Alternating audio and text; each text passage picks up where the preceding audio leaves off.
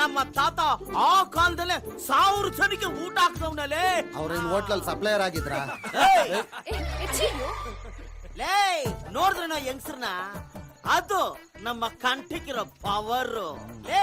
ನಾನೆಲ್ಲಿ ನೀವೆಲ್ಲಿ, ನಮ್ಮ ವಂಶಕ್ಕೆ ನಾಚಿಕೆನೆ ಶರ್ಟು, ಮಾನನೇ ಪ್ಯಾಂಟು.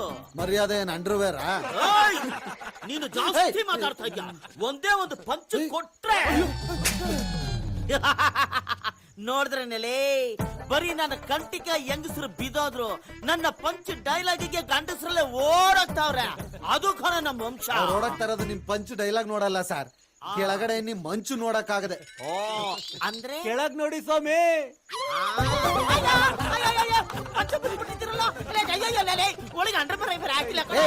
ಪಂಚು ಡೈಲಾಗ್ ಹೊಡಿತೀಯ? ನಿಮ್ ಫ್ಯಾಮಿಲಿಲಿ ಪಂಚ ಒಳಗೆ ಅಂಡರ್ವೇರ್ ಹಾಕ್ಬೇಕು ಅಂತ ಹೇಳ್ಕೊಟ್ಟಿಲ್ಲ? ಅಯ್ಯೋ ನಾಯಿಗಳು ಬೇರೆ ಮುಗುಳ್ತಾ ಇದಾವೆ. ಪ್ಲಮ್ಮಕ್ಕೆ ಕುಂದ ಬಾಯಿಗೆ ಹಾಕ್ಬಿಟ್ಟ.